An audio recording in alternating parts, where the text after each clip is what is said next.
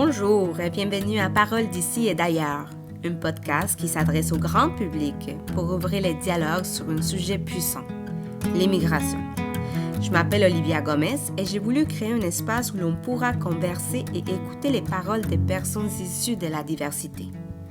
Nous aurons la possibilité d'échanger avec des immigrants qui aujourd'hui sont devenus des citoyens canadiens ou des résidents permanents et qui nous exposeront leur parcours, leurs défis et leurs joies vécues durant cette période d'adaptation.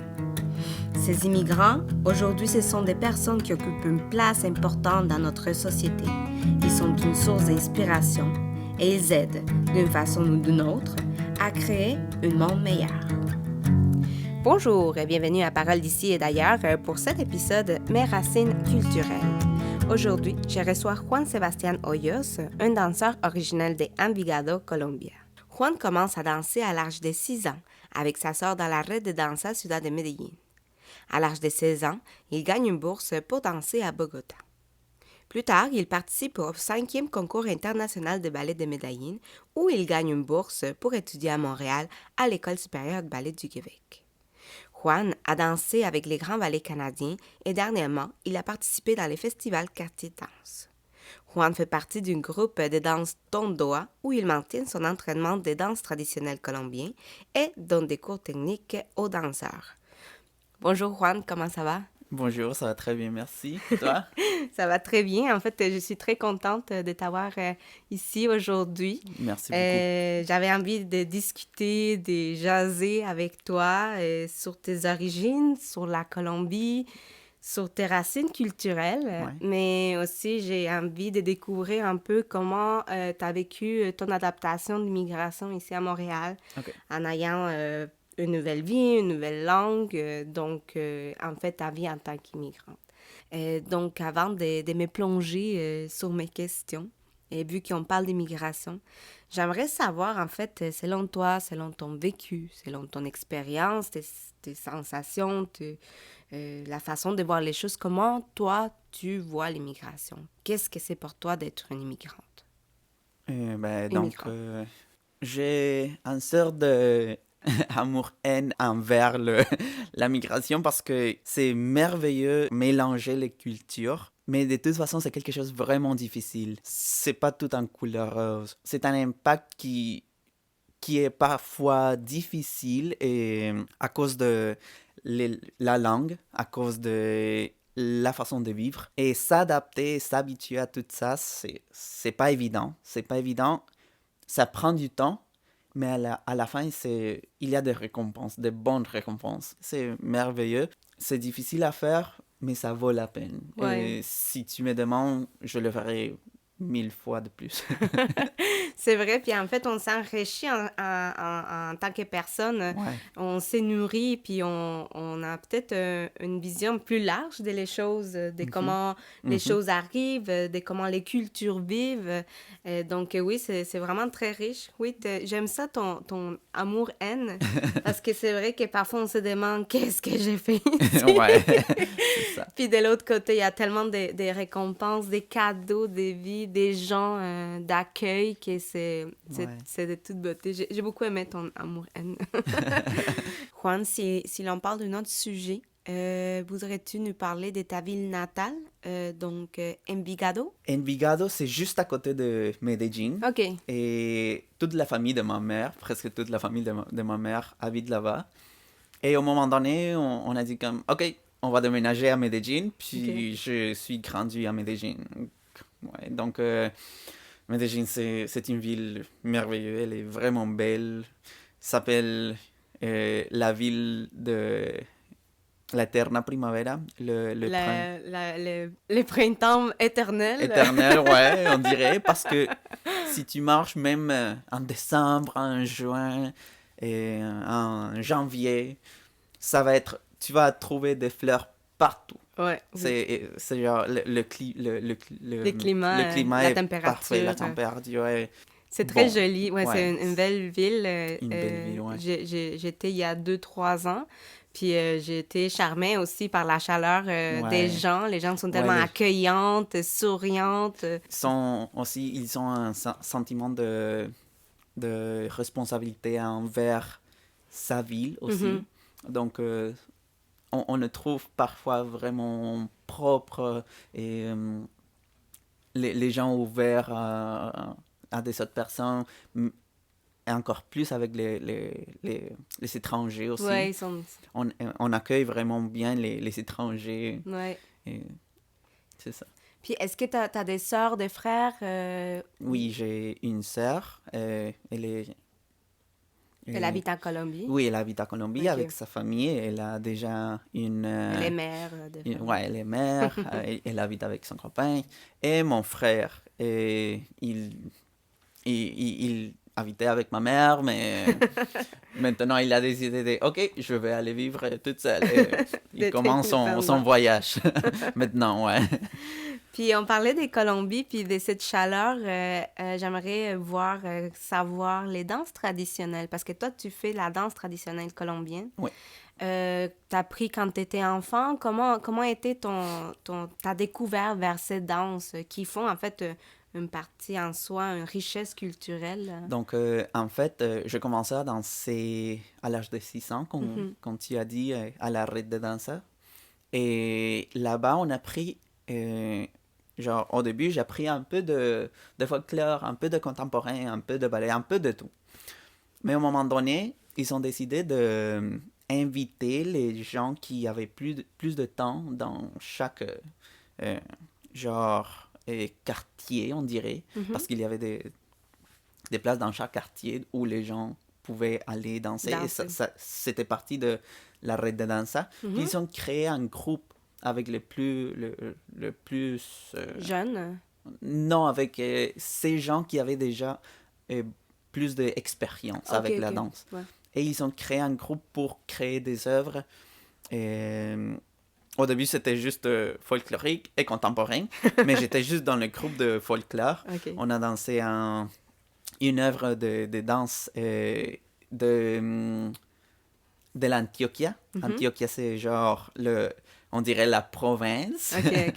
Et oui, c'est ça, on a commencé juste avec ça. J'ai commencé à apprendre les danses de Antioquia. Et au moment donné, on a commencé, on s'est ouvert et j'ai commencé à apprendre un peu de l'Atlantique, un peu Des différentes ouais, régions, des en fait. différentes régions, ouais, c'est ça. Et Wow. c'était, waouh, on commence à comprendre toutes les différentes sortes d'expressions à la Colombie que même si toutes eux sont tellement différents, il y a une connexion entre Entre eux. chacune. Ouais, c'est ça. C'est vraiment beau. Je trouve qu'en fait, la danse traditionnelle, peu importe les pays, ça nourrit cette richesse d'identité en soi. Ouais, Puis si on a l'opportunité d'apprendre, de faire cette danse traditionnelle dès notre pays, je exactement. trouve que c'est de toute beauté. Ça nourrit Ouais, notre ouais, identité. ça enrichit Les cœurs. le cœur, ouais. Et les connaissances aussi. Ça ouvre l'esprit à connaître qu'est-ce qu'on a vécu et Mhm. pourquoi ils commencent à danser ça et qu'est-ce que ça représente pour eux et d'une façon directe, qu'est-ce que ça représente pour nous et maintenant, Mais oui. aujourd'hui. Oui. C'est C'est très bon. intéressant ce que tu dis. On voit un regard du passé qui nous accompagne aujourd'hui. Exactement. Puis peut-être parfois on peut voir aussi comment on a évolué en tant que société, en tant que pays. Pourquoi pas? Donc ouais, c'est vrai, c'est très joli cette partie de la danse, Ouais. très nourrissante. Juan, mais tu étais en Colombie là à l'âge de 16 ans, si je ne me trompe pas. Tu viens d'habiter ici à Montréal. Avant de faire tous ces sauts, comment ça arrive cette opportunité? Mais en fait, à l'âge de 16 ans, je Mhm. suis parti à Bogota, à la OK, OK. capitale du pays, Ouais. où j'ai commencé à danser plus de ballet. OK. Où j'ai gagné une bourse pour aller à la capitale pour être parti d'un projet qui s'appelle Alma en Movimiento, Mhm. et avec une banque, pardon, et un théâtre. Mhm. Ensemble, ils ont créé un groupe pour créer une compagnie à la Colombie. Wow. Et au début, on était 10, puis on dansait tous les jours, 6 heures par jour, et on créait des pièces de classiques, et on faisait des entraînements intenses. C'était là où j'ai décidé, OK, je vais être un danseur. Vraiment, genre, j'ai décidé de prendre, de prendre genre, le De prendre la drive. décision, ouais. Ouais, c'est ça. La décision de danser. danser. Ouais, c'est ça. Puis, suite à ça, tu as fait une compétition, puis après, tu as reçu une bourse. Et c'est un cours, un summer intensive, Ouais, un stage d'été. Ouais. Exactement, à Medellín, ma ville. Donc, on est de Bogota, on est tous voyagés à Medellín. Je l'ai parlé à mes amis. Ah, il y a ça à Medellín, on peut le faire tout ensemble. On a demandé la permission avec le projet, puis on est tous partis à Medellín. Et là-bas, deux anciens danseurs de les grands ballets, ont donné le stage d'été. Ah, c'est super. Et il avait une bourse pour une personne de tout le cours. En fait, il y avait genre 40 personnes en différents groupes. Puis j'ai gagné la bourse. Wow! C'est super! Ouais, j'étais genre vraiment surpris. Wow! Mais c'est merveilleux parce qu'en fait, cette bourse a fait qu'aujourd'hui, tu es ici. Exactement. Puis comment se passent tous ces processus de « OK, tu as une bourse, on va faire des documents, tu vas venir à Montréal, est-ce que tu parlais français? » Non, comment tu as vécu cette tornade des changements? En fait, j'avais jamais quitté la Colombie, premièrement. Donc, c'était premièrement apprendre comment demander une visa, demander le passeport, aller à l'ambassade ou autre. Exactement, de Canada. Puis j'étais genre, OK. Mais quand je suis arrivé ici, j'étais genre, OK. Je vois que Montréal est une ville qui parle le français et qui parle l'anglais. Puis je me suis dit, OK, je vais commencer avec l'anglais parce que c'est la langue que je connais le plus. Tu étais capable de parler l'anglais? Non, j'avais déjà écouté la musique ou la télévision, mais j'avais pris des cours à l'école, mais je n'ai pas appris, j'ai rien appris. Mais je me suis dit, je vais commencer avec l'anglais, pas de problème. Et un an après, je me suis dit, ben, si je suis à Québec, il faut prendre tout ce que je peux de la ville. Et je me suis dit, je vais commencer avec le français. Et on va voir qu'est-ce qui se passe. C'était très difficile pour moi. Je me rappelle qu'un jour, en classe d'anatomie à l'école, je me suis dit, OK, je vais faire cette présentation de moi, parce qu'on devrait faire une présentation de son corps. En je français? Me suis dit, non, ils nous ont donné l'opportunité de le faire en anglais, soit en anglais ou soit en français. Et je me suis dit, je vais l'essayer en français. Mais quand j'étais devant tout le monde, je commençais à pleurer. C'était très difficile pour moi parce que j'avais déjà tout pensé. J'étais genre, OK, ouais, je peux le faire. Mais devant tout le monde, je rentrais en panique. Ouais, une certaine stress aussi. Ouais, c'est ça. Et j'ai commencé à pleurer. Mais le professeur, il parlait aussi l'espagnol. Il m'a dit, tu l'as bien fait, continue, tu es capable. Enfin, on était là aussi. Elle était genre... Ah, tu es capable, pas de problème, tu as bien le fait. J'étais genre, OK. J'ai arrêté et j'ai commencé encore une fois et je le finissais en français. Puis c'était bien passé. C'était le moment aussi que je me suis dit comme, ben, les gens ne jugent pas. Oui, non, c'est vrai. Il y a quelque chose de très joli ici à Montréal, en tout cas. On essaie de parler, puis les gens sont ouverts à nous écouter. Exactement. Donc, ça, je trouve de toute beauté d'avoir cette empathie aussi dans l'autre qui est en train de faire l'effort de parler. Je pense que ça, c'est très accepté ici. Puis c'est bien parce qu'on fait d'une certaine façon l'effort. Ouais, c'est ça. Si j'irais bien dans ce changement, tu n'avais jamais vécu non plus la neige. Donc, comment tu as vécu cette expérience? Oh my God, je me rappelle ma première année, genre, c'était magique, on dirait. Parce que la première, genre, grande tempête de neige, on était au Québec avec les grands ballets. C'était le premier spectacle de Casse-Noisette. Que tu faisais, tu participais... Ouais, exactement. Et après le premier spectacle de Casse-Noisette, il a commencé à neiger. Je suis sorti du théâtre, puis j'ai vu la neige. J'étais genre... J'ai pris genre des boules de neige et j'ai commencé à le jeter à tout le monde. Puis on a tous commencé à faire une bataille de boules de neige. Ouais. Puis c'était tellement, tellement cool. Maintenant, c'est difficile parce que le froid reste pendant longtemps. Ouais.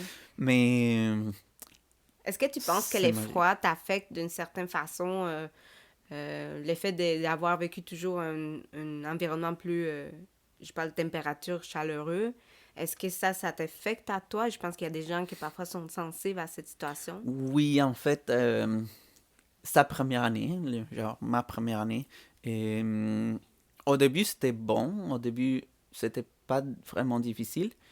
Mais après, genre 3 mois, Mhm, je commençais à sentir beaucoup que l'énergie tombait. mhm. Beaucoup, un peu de dépression aussi, je Ouais, ouais. dirais, parce que je suis arrivée ici toute seule.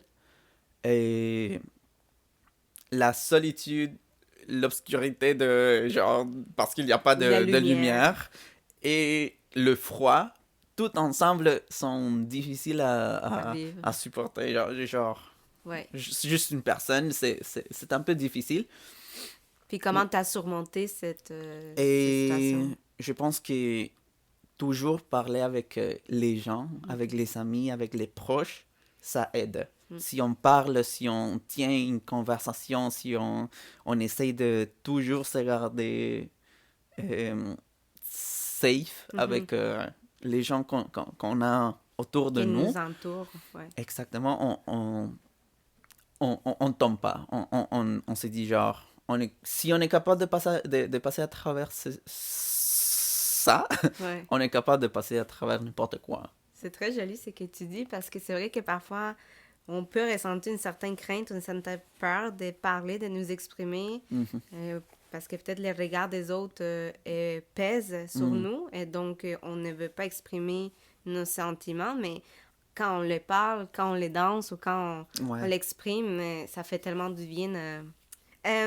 Puis Juan, t'habitais toute seule. Comment t'as fait, en fait, pour vivre avec une situation économique? Parce que j'imagine que t'arrives ici comme en tant qu'étudiante. Ouais. C'était aussi cette partie, c'était difficile parce que tu étais en école, en études. Est-ce que tu pouvais travailler en même temps?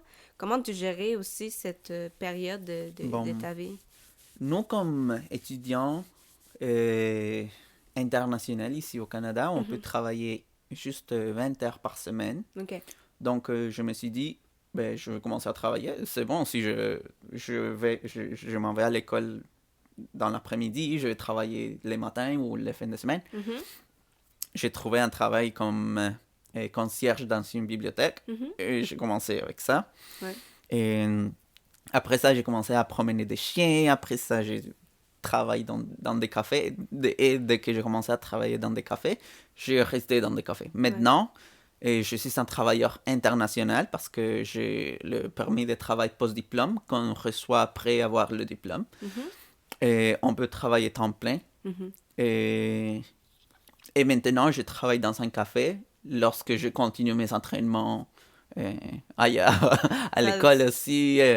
ça va être difficile pour les corps, j'imagine. Être tout le temps debout, avoir tout le temps l'énergie Ouais, pour les clients, pour les gens, puis ensuite jongler dans une studio pour prendre une ouais, classe, faire des ouais. Et c'est projets. une réalité que beaucoup de gens Ouais, vivent. Je peux pas dire que, oh, c'est pas possible, mais ouais, beaucoup de gens, presque la ouais. moitié des immigrants qui viennent ici, ou presque plus de la moitié des immigrants qui viennent ici, doivent passer pour ça. Ils doivent étudier, ils doivent travailler en même temps, et avec ça, on voit les résultats à la fin. Ouais, tout à fait. Je viens juste de penser, en fait, j'ai eu une invitée, Maria Dulce Barros, c'est une Brésilienne. Oh, Puis elle est arrivée ici, puis ça lui prit énormément de temps, d'efforts. Elle était une avocate dans son pays. Elle est wow. arrivée ici, elle a travaillé dans un café, elle a fait tellement d'efforts. Puis aujourd'hui, elle a eu son poste de rêve, disons, pour travailler avec les droits du travail. Mais ça lui a Ah, pris, je pense, des 12 ans plus tard. Donc c'est sûr que, oui, comme tu dis, wow. Non, mais c'est... félicitations, wow. comme tu dis, il faut toujours travailler, travailler, travailler. Puis un jour ou l'autre, Ouais. il faut pas Ouais. lâcher. J'espère qu'à un moment donné, je peux rentrer dans une compagnie de danse. On va voir. Je te le souhaite vraiment. Puis en parlant des danses, tu fais partie d'une troupe des danses traditionnelles? Oui, c'est ça. Elle s'appelle Tondoa. Est-ce que tu peux me parler un petit peu plus sur Oui. cette groupe? Ben, Tondoa est un groupe de danse traditionnelle colombien. Mhm. Et ils ont commencé en 2016. Et j'ai commencé à danser avec eux en 2018. OK. Et depuis, ils ont commencé et ils sont expérimentés avec le folklore. Ils sont genre dansé vraiment genre le folklore colombien comme il était.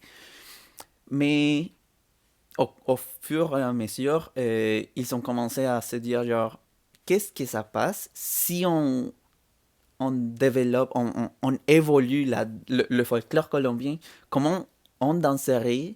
Parce que c'est vraiment intéressant. Le folklore les danses traditionnelles colombiennes parlent de la réalité à la Colombie. Ouais. Mais maintenant, les choses changent. Et on s'est fait la question, est-ce qu'on peut faire de la danse traditionnelle colombienne hors de la Colombie? Ouais. Hors de la Colombie. Et c'est quoi ça? Si on maintient les bases de la tradition colombienne, est-ce qu'on peut toujours l'appeler la danse traditionnelle? Et c'est toujours les questions qu'on s'est fait. Donc, on s'est dit, genre, il y a des événements qui passent maintenant. Et comment est-ce qu'on peut représenter ou parler de cet événement avec la danse traditionnelle? Comme la danse contemporaine le fait, on voit que la danse contemporaine tout le temps parle, je ne sais pas, du racisme, de beaucoup des événements qui passent maintenant, des sentiments qui passent maintenant. Ouais.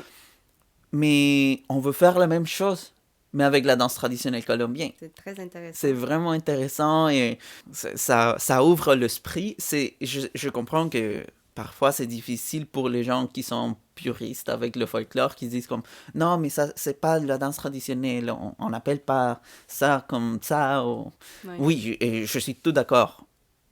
Je suis tout d'accord. C'est pas la danse traditionnelle colombienne qu'on fait.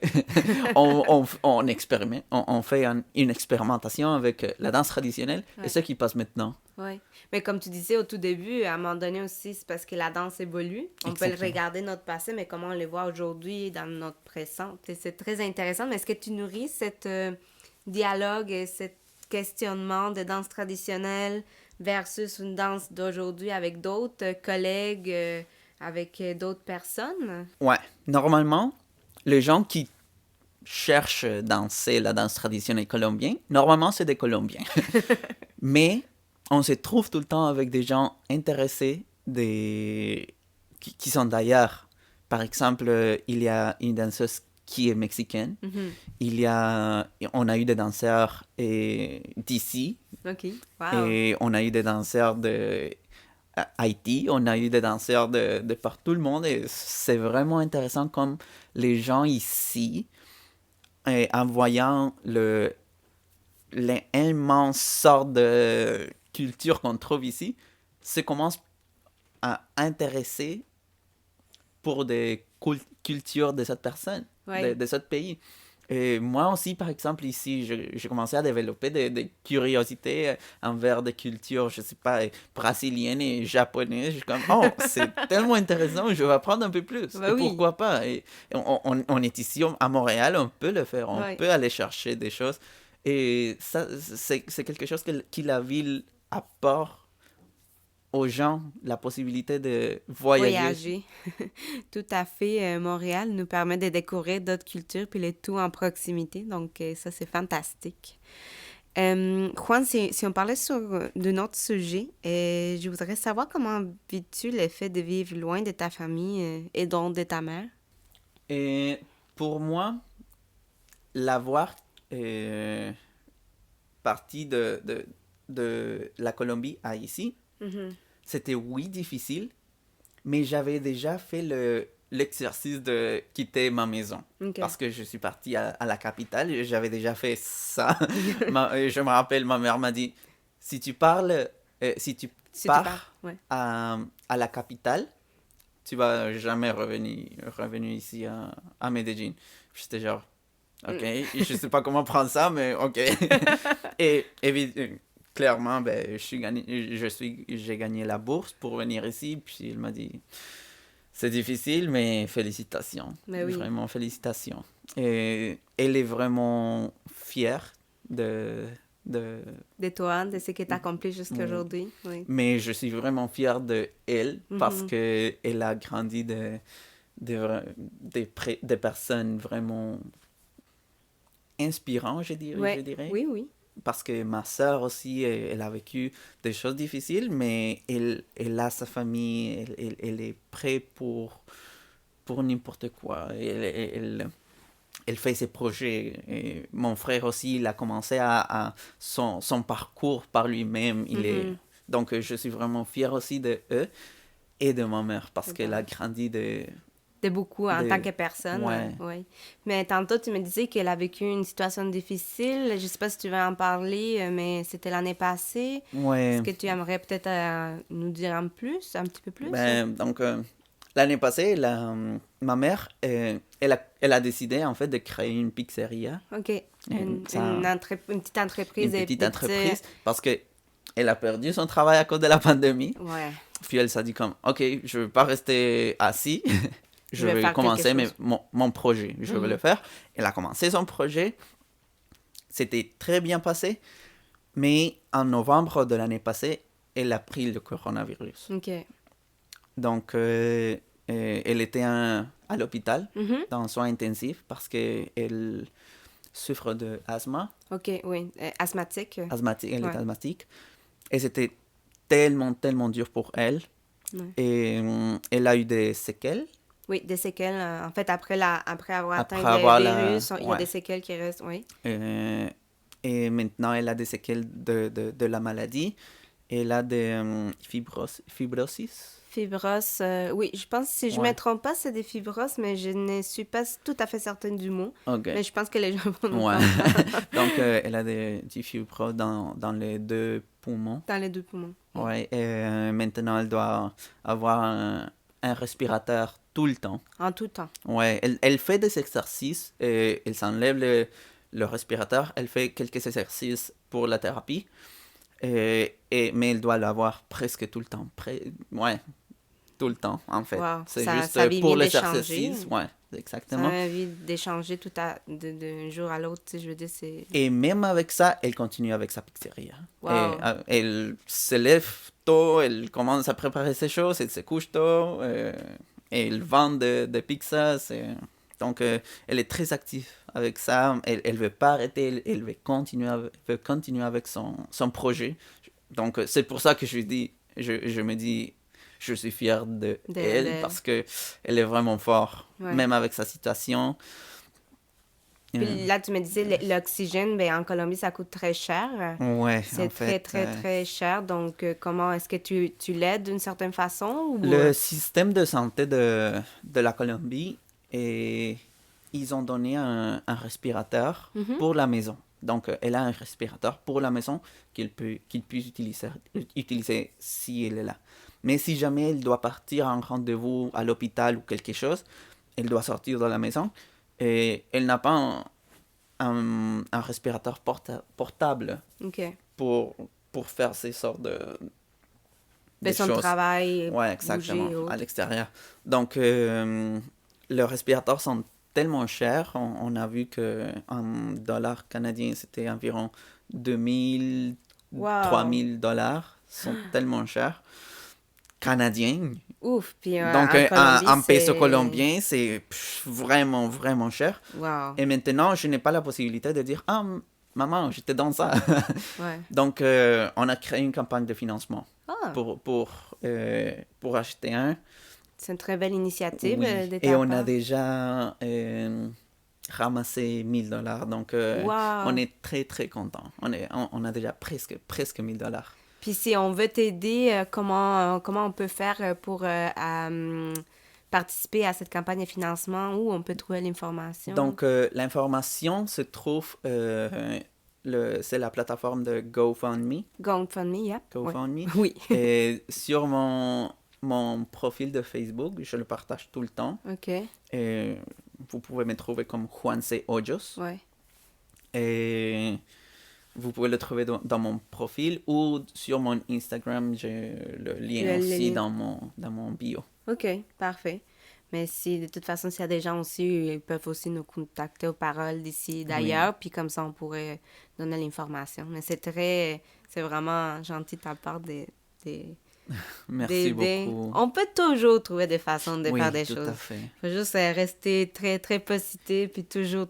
Et actif. On ne peut pas relâcher, on doit toujours bouger, parler avec les gens et voir qu'est-ce qui se peut. Juan, si on parle de tes projets futurs? Moi, j'ai un projet clair. Je veux retourner à la Colombie et pouvoir partager ce que j'ai appris. Comment? Je sais pas. Et quand? Je sais pas. Mais je sais que je veux faire ça parce que dès que j'ai commencé à danser, je me suis senti genre aidé par les gens. Donc je me suis dit, je veux être comme eux.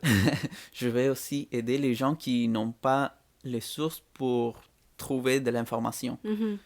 Et si moi je trouve de l'information ailleurs de la Colombie, Mhm. ben, je retourne à la Colombie pour amener toutes ces connaissances à ce type de gens-là. Ouais. Pour donner aux tiennes aussi. Exactement. C'est très noble, en fait.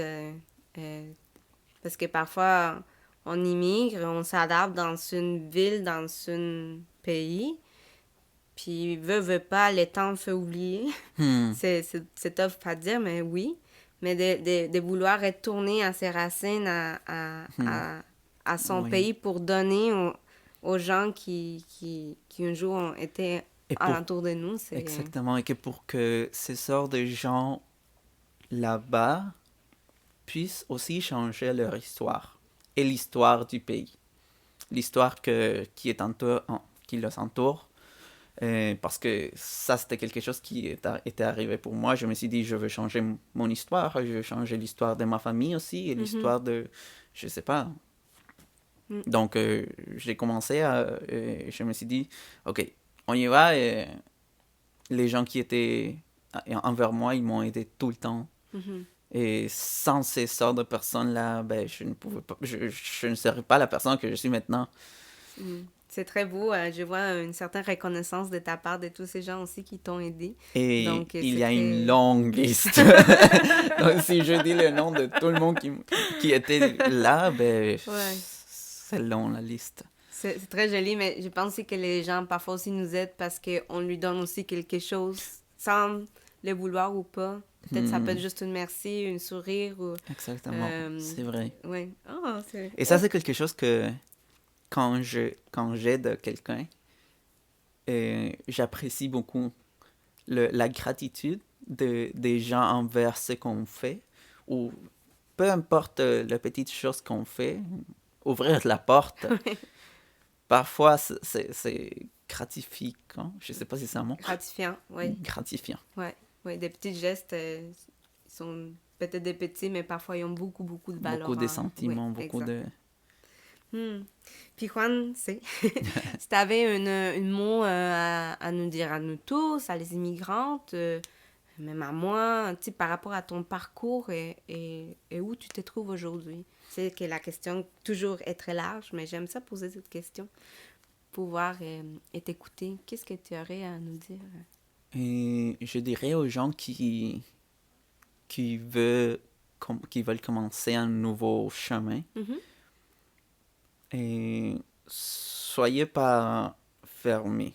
Premièrement, ouvre les yeux, ouvre l'esprit, ouvre ta tête pour apprendre de différentes choses et garder tout le temps ce sentiment de surprise à tout ce qu'on apprend. Parce qu'ils sont toujours tellement... ils ont beaucoup de valeurs. En fait, cette connaissance nous enrichit dans notre vie, dans notre quotidien. C'est ce que je veux dire. Oui, ok, exactement. Oui. Donc, si on est ouvert à apprendre des autres personnes, toutes ces connaissances sont très riches. Ouais. Oui. Puis comme tu dis aussi, apprendre des autres personnes, parce que je pense qu'en tant qu'être humain, on a toujours envie d'apprendre. Toujours... Puis comme tu dis, être ouvert, le cœur, l'esprit, les yeux, pour pouvoir aussi apprendre, pour écouter. Tout. Exactement. Et de ne pas avoir peur. De ne pas avoir peur de se tromper. Parce que c'est en fait le fait de se tromper qui fait qu'on apprendra. Oui. C'est le fait de d'avoir une erreur en parlant, ce qui fait qu'on apprend après. Oui. Ou, je sais pas, avec une situation, je sais pas, si tu fais quelque chose qui dans ces pays, on ne fait pas, ben tu as appris Ouais. à cause de ça. Et de ne pas garder ou regarder l'erreur comme quelque chose qui est tout le temps mauvais, sinon comme quelque chose qui te fait grandir comme personne. Oui, tout à fait. J'ai comme des frissons. Mais Juan, merci beaucoup. Et je te remercie aussi parce que tu as fait l'entrevue en français. Et tu n'as pas eu peur. Et donc, je trouve ça encore une fois de toute beauté. Merci beaucoup, Juan. Merci à toi pour m'avoir invité. Puis j'ai dit au public, s'ils veulent nous donner des commentaires, n'hésitez pas à nous écrire ou sinon allez visiter notre site web paroled'ici et d'ailleurs.com ou bien vous pouvez aussi nous trouver sur Facebook et Instagram à Parole d'ici et d'ailleurs. Merci, Juanse. Merci a toi. Y nos vemos pronto. Claro Hasta que pronto. sí. Ciao.